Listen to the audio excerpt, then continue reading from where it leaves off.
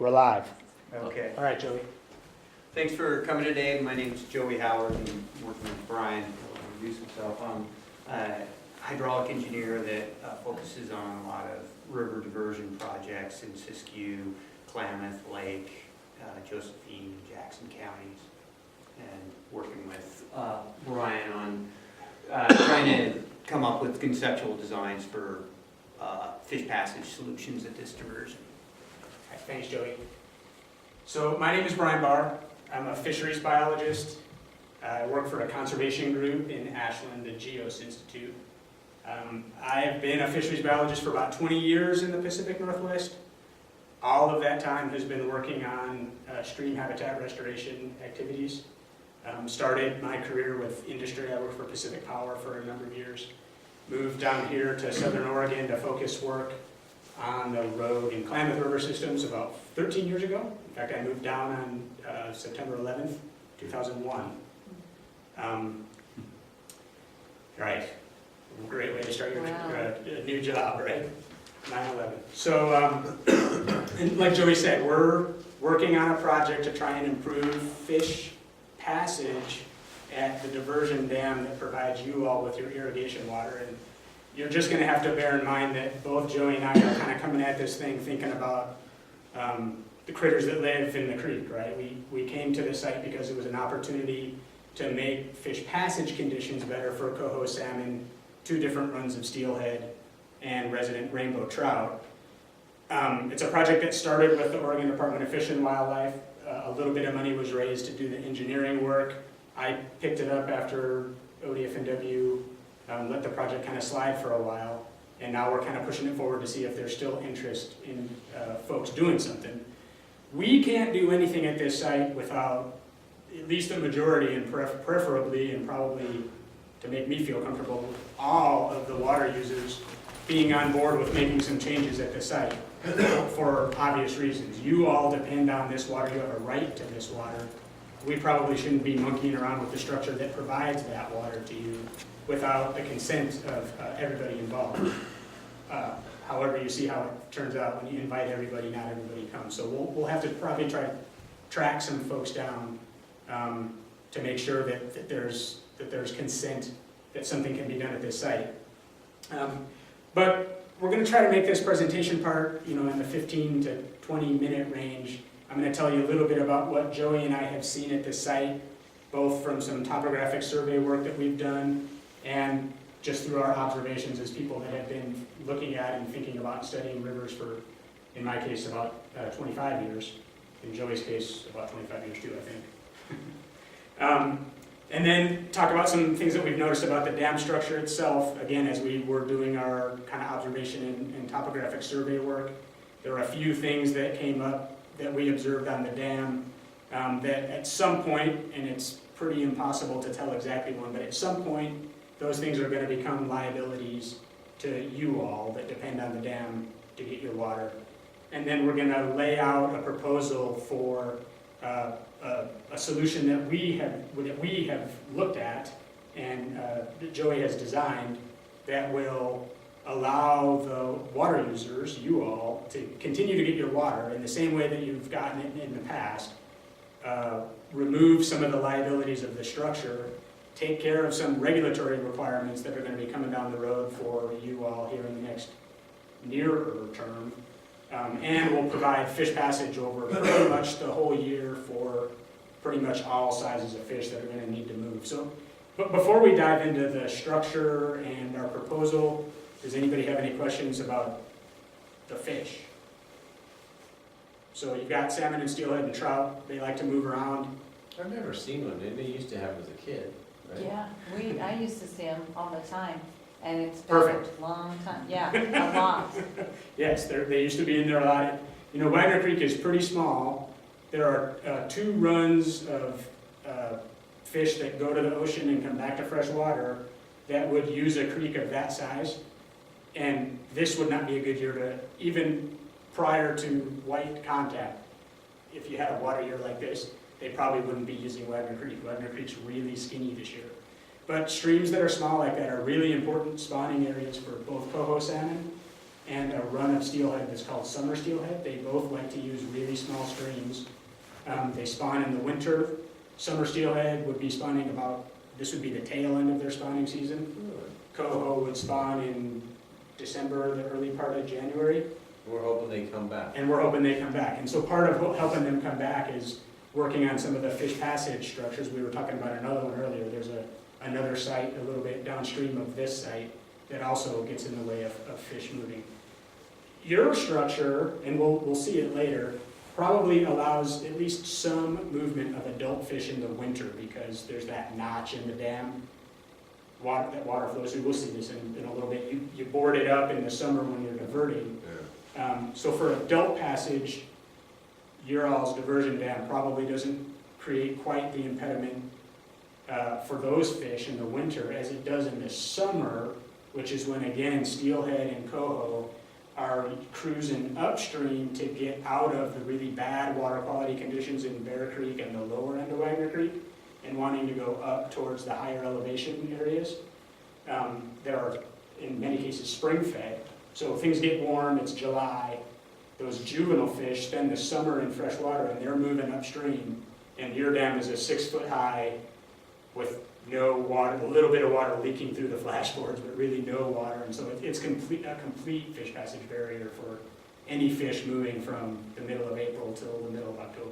This is a dumb question, but I've been before, I've been irrigating before, and I'm down, pretty far down, and when I'm done irrigating, you know, put the boards back in, and I'll walk to my field, and I'll see fish. Oh, absolutely. Sometimes, and I'll grab them and go back down the creek, but that means they're upstream. Yeah, they get there. Okay. Yeah, they get there. It's not a complete blockage. And most of the dams on Wagner Creek are relatively small anyhow. I mean, yours is like 6 feet high. And in the winter, it's about 3 feet high, right? Piece of cake if the flow conditions are right. Piece of cake for steelhead to jump over it. And there are resident trout that are up there all the time. And those resident trout are constantly sending babies downstream as well. So, it's not, don't get me wrong, it's not blocking fish entirely, but it's impairing the ability of fish to move. And if the conditions are just wrong for the fish, none of them are going to get past your site. I would be shocked if anything could have gotten past this year, just because flows were so low.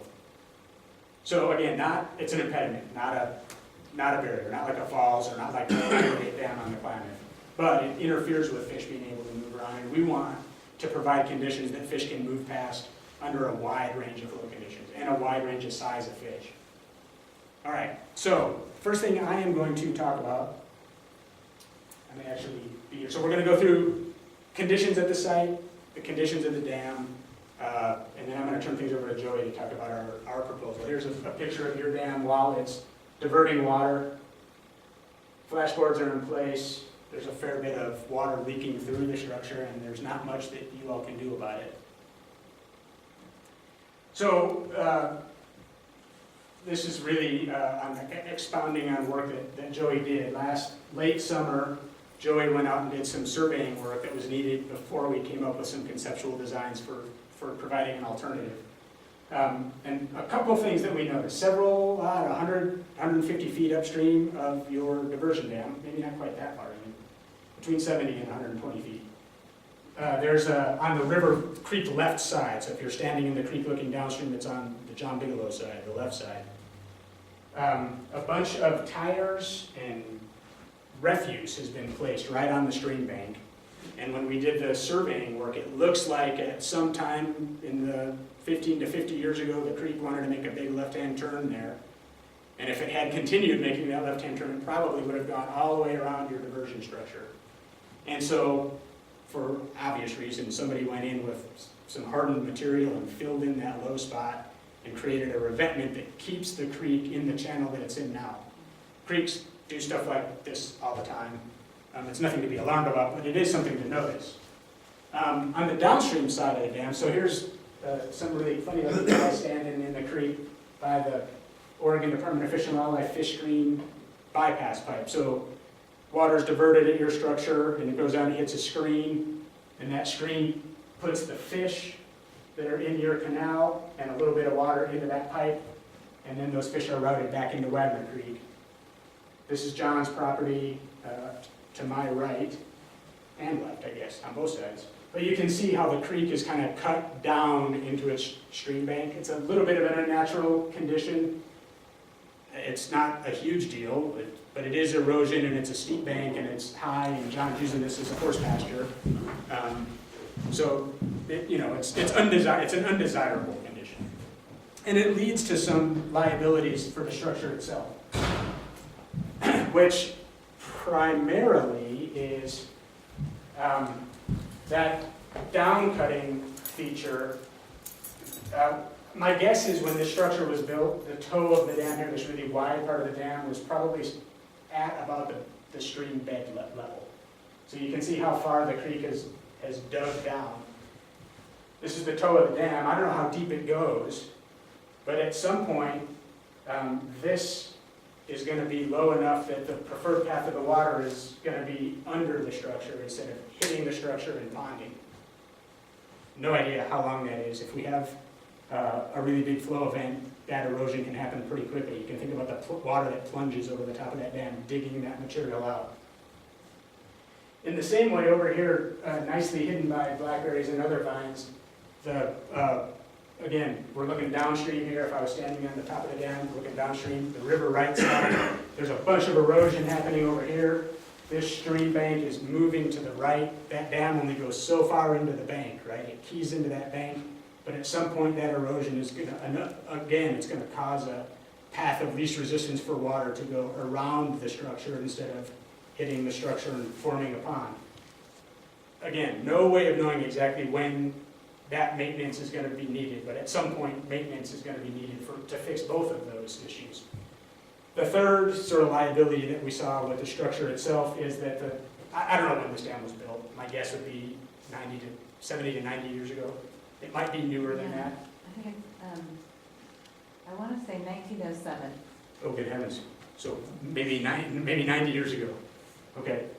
And the concrete is not in horrible shape, but it's showing its age. It's spalling, and because it's spalling and wearing, you've got things like this, where things don't fit together tightly, and so you've got a lot of leakage at the structure, which is not in your best interest as water users. This is water, depending on the time of the year, this is water that could be going down the pipe and being used for irrigation. I want to make sure that I don't have something else that I wanted to talk about here. Oh, I had one other thing, and Sean, I want you to feel free to chime in at the end of this if I miss something. And I'm assuming you all know that water just doesn't magically start arriving in late April and early May and stop arriving in October.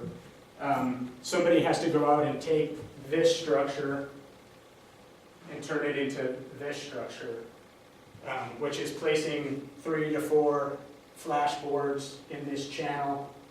Because things are leaky and because things don't fit so tightly together anymore, a piece of plastic is also used. The little bit of sediment that piles up and debris that piles up near where the water flows into your pipe system has to be removed. And then at the end of the irrigation season, somebody has to go out and remove that plastic and flashboards and make sure that everything's okay for the winter. And so those are things that have to be done in order for this structure to do its job every year. And I know there's lots of other maintenance that happens. You can just keep Ditch going, Association. just keep on the track, yeah, I will. Right. So I'm ready to hand things off to Joe. So I apologize, this didn't come out like I thought it would. But essentially, it gives you an idea of the extent to which we surveyed. This right here is the dam. If you've been out to the site, you'll notice that there's a log and then a low water crossing there. Fish stream would be right there, and that fish return bypass goes through here. Water comes in through here, goes here, comes out, and then there's a turnout where water can go to John just off that page. And then the area that Brian was talking about right here is where fill has been placed.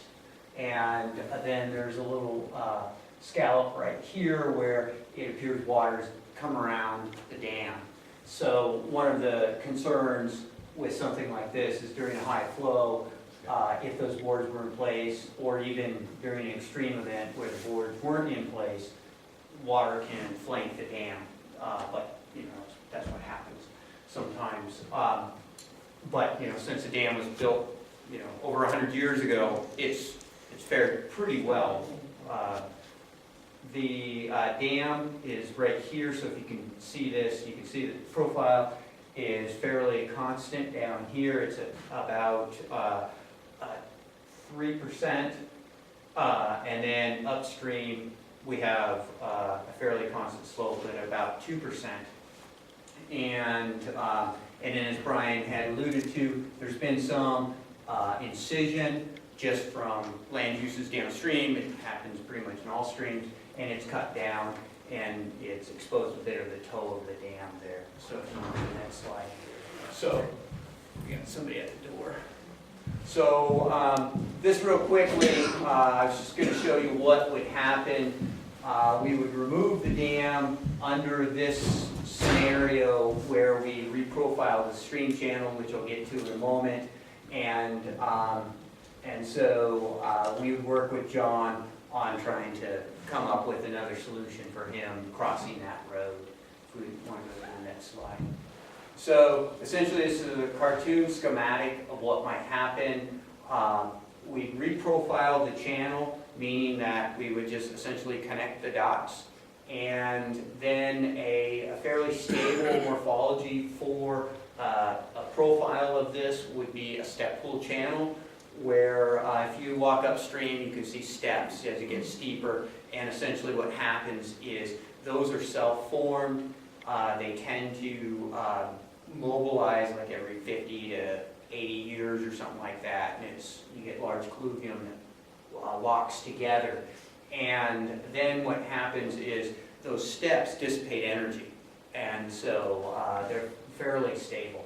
So essentially what we do is we'd have steps that drop between here and this next step would be a little less than a foot. We'd have a little bit longer pool here. We'd come down here. I'll show you some slides in a moment of something that we did for GPID, Grants Pass Irrigation Ditch, where we installed one of these just this year. They're very large rock in these, so close to 2-ton rock. So they're real stable. We've moved the point of diversion up to this point. It's currently right here. That way we get the head so that the water would come here. There would be a head box with a head gate and a sump so that you can control sediment. Under this proposed concept, what you get is you'd start up is somebody would probably come out here. They would potentially clean sediment in front of that head gate, and then they would open the head gate. And so there wouldn't be flashboard dams. You're not damming up the stream right there. And then the excess water that wasn't being diverted would go down here. Some of it would go and flow as subsurface flow. And right now, as you saw in some of those photos, you do see some of that flow occurring right now under what you have right now. If you want to go to the next slide. So this is just a profile. So if you think of the top of that cartoon, and then these are the boulders right here, and it just steps down, and then we have a wider pool right down there, and then we meet the existing grade. This would be a little bit lower, so that it would be keyed in, so that if you have incision in the future, that you're not going to unravel and lose it at that. If you want to go to the next slide. So this is Tokay Diversion Dam. It's about 8 feet tall. We removed that this year. So essentially flashboards would be installed right upstream. You can go to the next slide. So we removed that, and there's not a diversion at that site, but what it did is that diversion dam acted as the third side of a canal. So, and so what we did, or I did, was I designed a siphon to take water underneath the stream, and then we reprofiled it. This is during the sausage making process of construction. I don't know if you can see, this is the same person who's holding that rod, and those rocks, so those rocks are about this high, and so they range anywhere from a little over a ton to a little over 2 tons. So pretty big rocks. And what we do is we create this buttress shape, and so the force of the water are pushing against that. We also create an interlocking matrix of these large rocks so that, and we fill those things in to try to reduce the amount of water that goes through that. And so these are just kind of these buttresses that we use. Go to the next slide, please. And then what we do is we come out and there's these buttresses right here and here, and we compact that. And if you want to go to the next slide. So this one doesn't, it's really hard to show some of these photos, but this was, some volunteers came out to plant. Right here we have these, this is some bioengineering wraps that are going to be planted. You can see the large rock. Looking at it now, it's kind of hard to tell what's going on, but we have these rock buttresses that go down. We have these roughness elements so that as these big floods come through, you can dissipate that energy. If you had a nice smooth channel, it's just going to go through there really fast. Shear stresses are going to be very high because you're going to have high velocities, and it's going to tear things apart. We also key into the banks so to prevent flanking of those structures. And so something like this, I'm sure I could arrange for people to go out to this site if you'd like, and you don't mind a trip to Grants Pass, then you could get a view of that. Just for reference, the size of this stream, it's about half the size of Wagner Creek. Half the size. Half the watershed is half the size. Yeah, half the Area. size, but you know, it's interesting because the peak flows on this stream are, they did have a gauge downstream of this. It's about 90 square miles for this, and the peak flows are pretty close to what are estimated at Wagner, which is kind of shocking to me. And Wagner Creek has upstream of the point of your diversion is about 19 square miles. And 97 took out your culvert. When did your culvert go? That was where it flowed. Yeah, maybe when the flow was there. It's about a 20-year event, 97, I think. Yeah, I don't know what the flow Okay. was. it was huge. It was big. So this was another one that, this was actually down near Santa Cruz, but basically you have these step pools coming down. This is steeper on the project that we were looking, or at your diversion, if you were to consider reprofiling, we'd be a little over 5%, 5.5%. This thing was on the order of 7%, and so pretty steep. SoCal?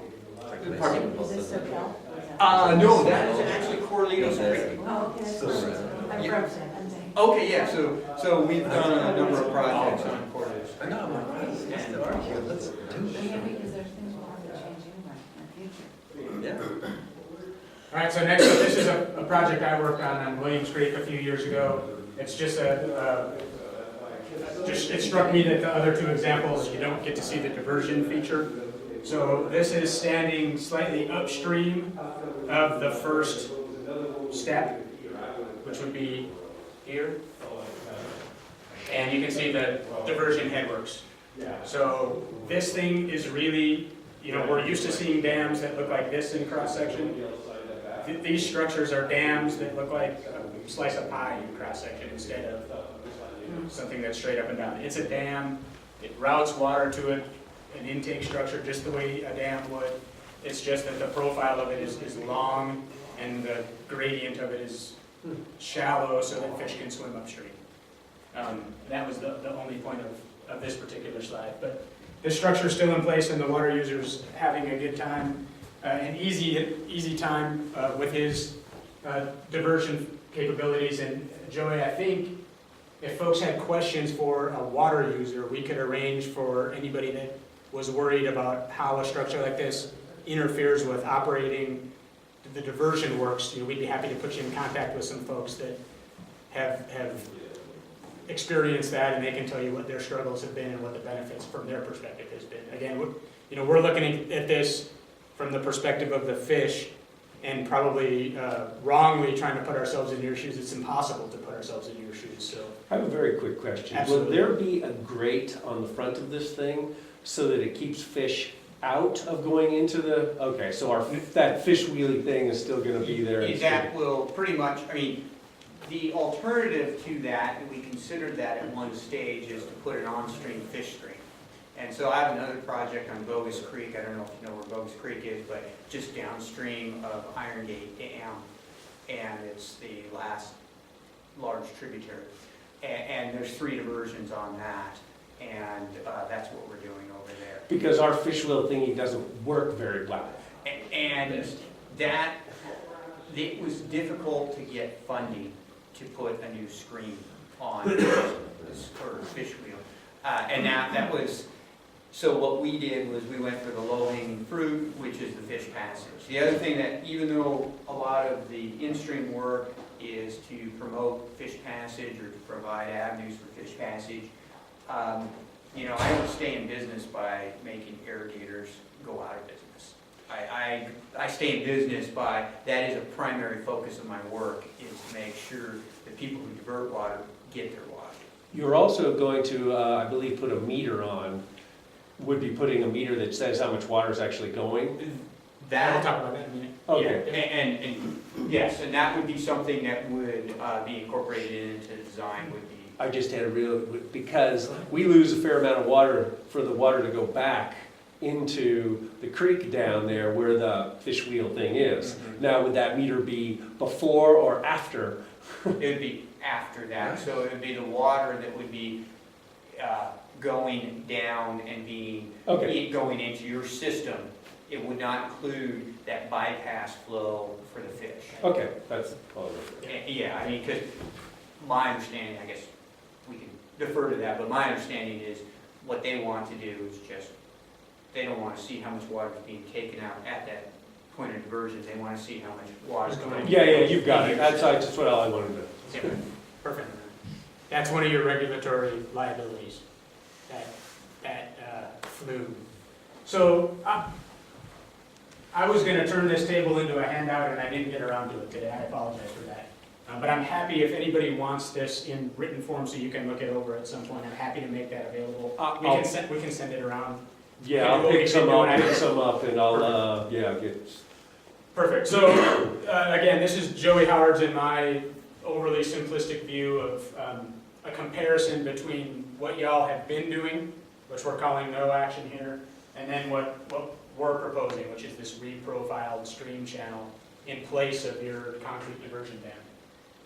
Risk of failure is obviously something that's very important. We have no idea when the dam that you've got in place is going to fail, if it's going to fail, although I will guarantee you at some point it's going to fail, but maybe not over the near term. However, we've got old concrete, it's an old structure. There is some subsurface flow, there's water flowing through the dam because things don't fit together as well as they did when the structure was built. There's evidence of scour around the abutments, which is disconcerting. And the footing of the dam is exposed and getting more exposed with every high flow event that we have. So again, an opportunity for the dam to stop doing what it's doing. These same risks are going to be inherent in any structure that you put in the creek to divert water for irrigation via gravity. So the thing that we're proposing is going to have these exact same risks, except it's a new structure. And it's been designed to withstand some of these forces. Certain unknowns are a tree comes down during an extreme event, directs flow in a certain area. There's a lot of unknowns that we can't really address. We come in with a big backhoe and we move a few more rocks in and we throw some more stuff in. And that's, you know, that's, Right. Okay. yeah, I'm just saying that, you know, it's using No, standard that's engineering Yeah. procedures, that's how we come in and try to size this structure. So on this topic, I'm going to circle back to it later, but on this topic, if you continue doing what you're doing, and 15 years from now something major happens, or that's 5 years from now, so it's a little more real, 5 years from now something major happens, and you all have to do something major to fix the dam so that it continues diverting water, Oregon Department of Fish and Wildlife has a statute on the regs that say if you meet a certain threshold, of maintenance, or new construction, you have to provide some form of upstream fish passage in order to do the maintenance that you need to do. So you all are grandfathered in, you don't have to do anything right now, but if you were to do some sort of major maintenance event to the structure, and ODF&W catches wind of it, they're gonna come in and ask you to provide fish passage, which means you're gonna have to manage a big construction project, you're gonna have to get all the permits that are required. You're gonna probably have to call somebody to design the fish passage elements, somebody like Joey. You may want the engineer to oversee the contractor that does the major maintenance activity if that's necessary, and then you're gonna have to build something. So I don't do all the math. It depends on what exactly you're gonna do and what sort of fish passage fix you're gonna put in place. And apologies for the wide range, but depending on what you do and what sort of thresholds you trip, the cost of that project is gonna be different, but it's gonna be somewhere between $40,000 and $200,000. And what ODFW considers a major improvement is 30% of the volume. So not 30% of the length of your dam. So say something happened and you wanted to increase the apron near the toe to protect the toe. It's 30% of the volume of the dam. If you make changes, then that triggers that. If it's just a small chunk of concrete, you just want to redo that chunk of concrete, you're okay. But it's at 30%. It's a major, so think about the size of your structure, 30% of the volume of concrete that you've got there. If you're adding or taking away in combination, more than 30% of the volume of your structure, it triggers upstream fish passage requirement. What we're proposing has a price tag of around $200,000. So it's right there at the high end of what you'd experience. The important difference comes in the percentage that you all have to pay. In the status quo option, you do a major maintenance event, you all are responsible for all, and it's highly unlikely that you'll be able to raise money unless there are some foundations out there that I'm unaware of to help you build and manage that project. In the proposal that Jody and I are talking about, we're going to take care of raising the money. Schedule, you're not going to have to do anything until you have to do something, and we can't predict that with any sort of certainty. It's probably not going to be this winter, but it could be a couple winters from now, or it could be 50 years from now. There's really no way of knowing. It's really going to, key into flood events, the intensity of those floods, and things that are outside of everybody, all things that are outside of anybody in this room's control. We would like to do something this summer, if at all possible, and the sooner the better, sort of on our list of things. But we still think at this moment, if we could get everybody to concede, we would start raising the money immediately, with the hope of trying to complete a project this summer. So bear with us for a couple more minutes. In terms of long-term maintenance, I described this earlier. You would have to, in the status quo situation, you would have to keep doing all the things that you're doing now. I don't know if there's anything new that might be needed at the diversion dam, but possibly not. In the reprofile, in the proposal that we're making, you'd have to open and close the head gate every year. Open it whenever the irrigation season stops, close it when the irrigation season ends. We're going to make that as clean a process as possible. It's probably going to be redundant, so that there's two places that you open and close things, which is a way to keep your ditch isolated, and isolation is good. And then you're going to probably have to go in with a shovel every year and dig out some sediment to make sure that head gate area is open and able to accept water when the irrigation season starts.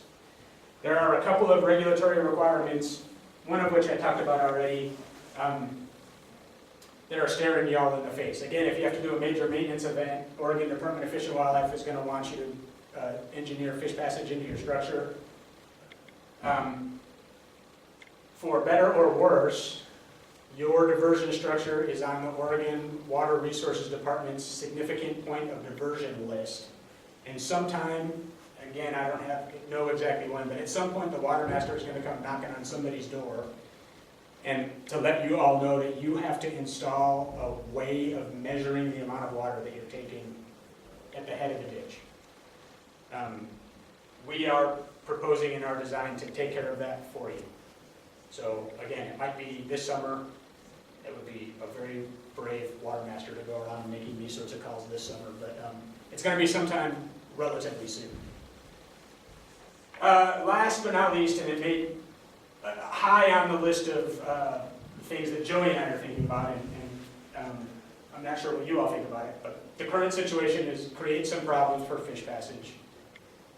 What we're providing, or what we're proposing to build, would provide the best fish passage that we know how, given the situation that Wagner Creek deals with. So there are still going to be times of the year when flows are really low, when there is no water going through the structure that we build in. If there are any fish that want to move upstream during those months, they're out of luck. But for the rest of the year, fish of any size, unless it's an extreme flood event, are going to be able to pass. So that, I think, wraps up the formal part of the presentation. Joey and I are here to answer whatever questions folks might have. So you're proposing to do it this summer, when you're doing it, would the water wouldn't be available? Kind of thing? Well, I'll give a short answer if you want to expand on it, Joey. We would, if we built it this summer during the irrigation season, which we would pretty much have to do because there's an in-water work season. For any work like this, you have to do it smack dab in the middle of the irrigation season. We would figure out a way that you guys would continue to divert your water. So we would not, there would be possibly a day, but probably not even a day of no irrigation.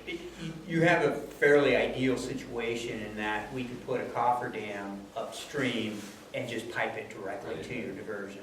So it's not, there might be a certain few hours that you would be out of water, but essentially, if the water was available. Not even a full day. Yeah, we're not, that you've answered a question, Yeah, and we're fine. that's- yeah. I think everyone should know, though, that this isn't even a sure deal. We have to get on board, and they have to apply for the grants to get moving to even get this done, which is, Seems like an easy sale to me. I would think so Yeah. too, but, you know. Well, there's 17 of you, and how many do we have in the room? Yeah, You know, well, I know, yeah. I mean, two that said are And my on mom board. as well, yeah. she's another one, and she is on board as well. So that's almost half, but some of the big associated, some of the big guys aren't here. So I'm gonna have to make some phone calls and have them watch this and probably hold their hands, and I would like you to come up with something that I can have everybody sign, Well, so that I can like go out and Sure. put it there. Yeah. And that, I mean, that's gonna be needed. But before we can do anything, we're gonna have an agreement with the water users that says, you know, here's what you guys can expect from us, here's what we expect from you.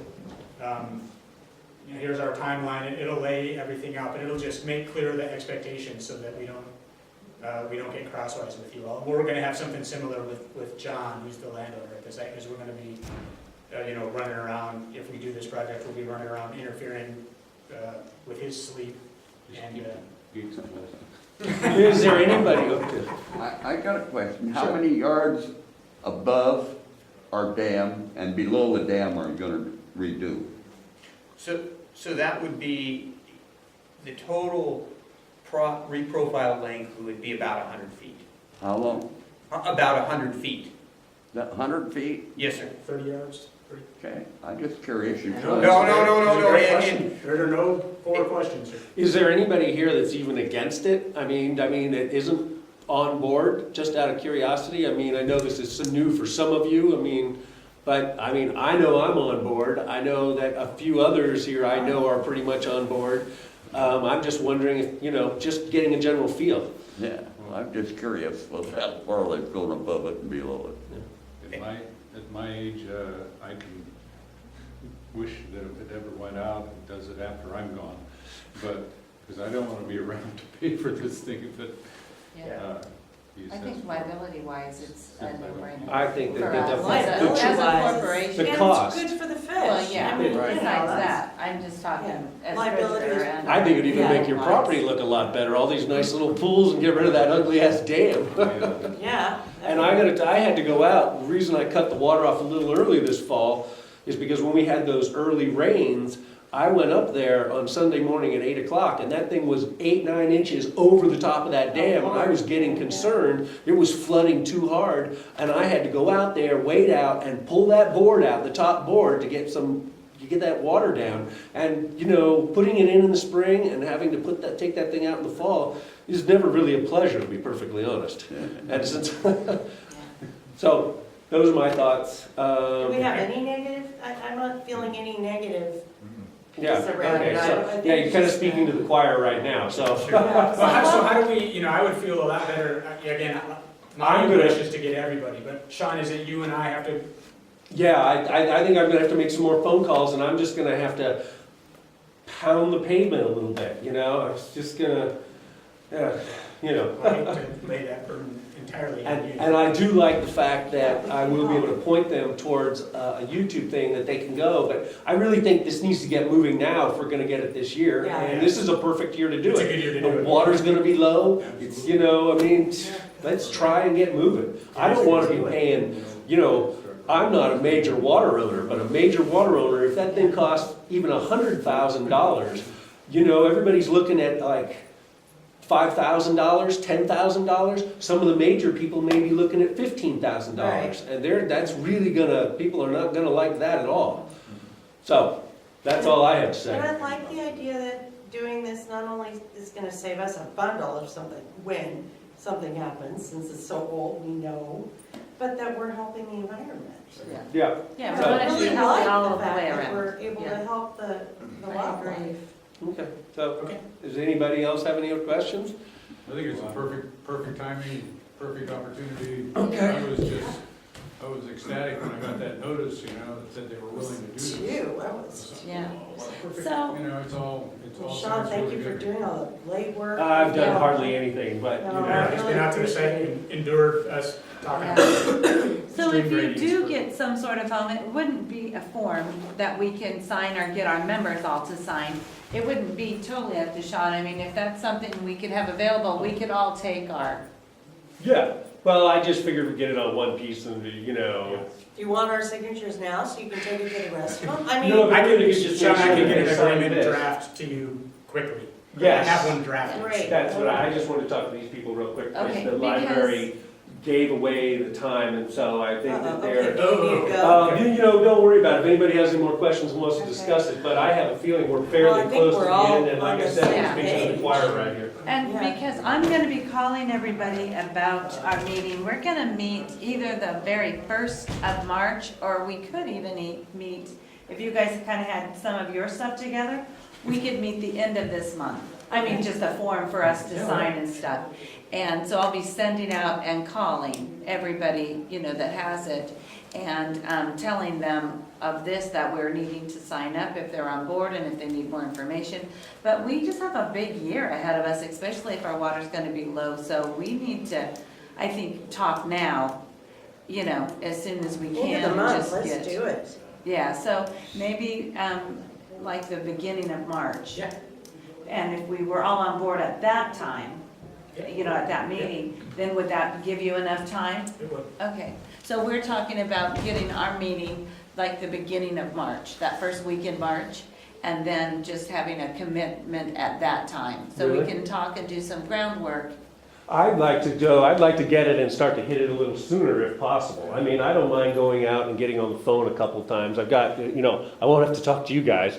But if I get a thing, you know, we live around here. I mean, I can call you up and say, drive by and here you go and you can I sign think Bud would it. be on board, I think Bud. I think a lot of people are on board. I can't imagine, yeah, who's I think not there? especially when they see how much this might end up costing us. So I'd actually like not to wait till March. I'd like to get that thing going and start to hound on it Well, now. I'd like to just have one meeting though, for me. So, and No, I'm no, happy one to meeting. do I'm not saying, I don't February. think we need another meeting though. No, but I mean, then let's do our meeting in Oh, February. all right. You Okay, know, I and got you. I'm good with that too. Okay. So we could do it the last week in February.